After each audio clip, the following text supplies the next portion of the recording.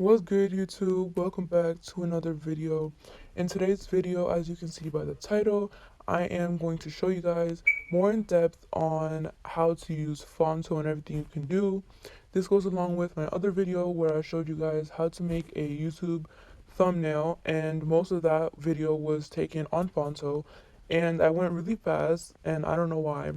And I realized that not all of you know how to use Phonto, so that's what this video is for. So before we get started, make sure to like and subscribe if you haven't already. And now let's get into the video. So right now I'm in the app Phonto, and you can get this on the App Store. I know they have it on iPhone. I'm not sure about Android, but you can comment if you have an Android and if they have it or not. And so to get started, you're going to press the middle button where it shows a little camera, and it's gonna bring you to this. So what you can do on here is you can go to photo albums, and this will take you to your photos, and you can put in whatever photo you want, or you can click on plain images, and there's all of these like plain images, and I would just click the white one, and you can go to color and pick whatever color you want. I'm just gonna do a blue. And then if you click one of the empty slots and you put in another color, it'll make it like ombre and stuff, and you can just move them around to see what you like. And then you would click apply. If you want to change the size, like how I would do for my thumbnails, you would just go to the custom thing that I just pressed and change the size to whatever you want. By the way, this is also how I do my YouTube banners and profile pictures. So yeah, Phonto is a great help in all of this. When you finally accommodate what you want, you would go to the top right, click that little save button, and you would press use.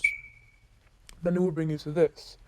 Now, you can't move this as soon as this is like the background.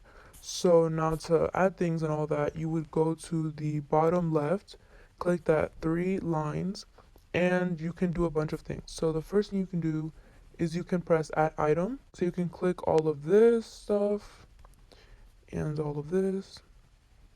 Or if you have like images that you want to put in, like how I do with my thumbnails, you would go to add image, and it would bring you to your photo albums, and you would just click whatever you want that is in your camera roll. And then yeah, or to change the theme, I don't really know what this is, but you can just play around with everything.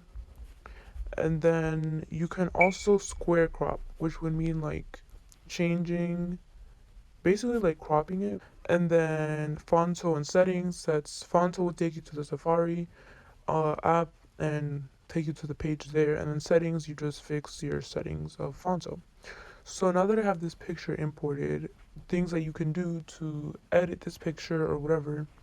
So you click the picture that you added, and it would bring you to size, tilt, move, alpha, and remove. So size is obviously making it bigger, making it smaller, whatever you want. And then tilt it, you can tilt it however you want. And then move is if like you want to move it only a little bit and you don't want to mess it up, then you would use arrow keys.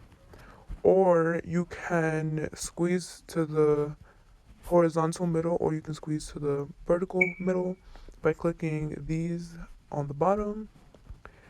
Alpha is basically like the opacity, so that, and then remove is just removing it.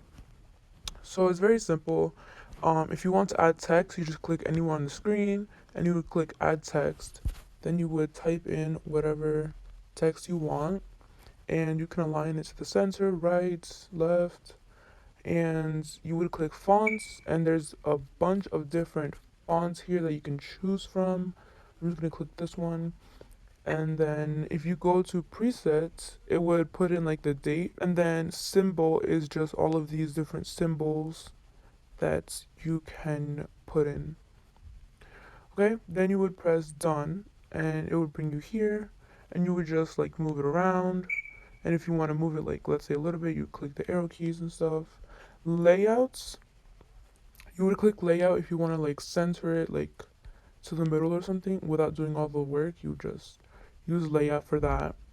And then if you go to text, it would just bring you back to edit. Font, again, changing the fonts.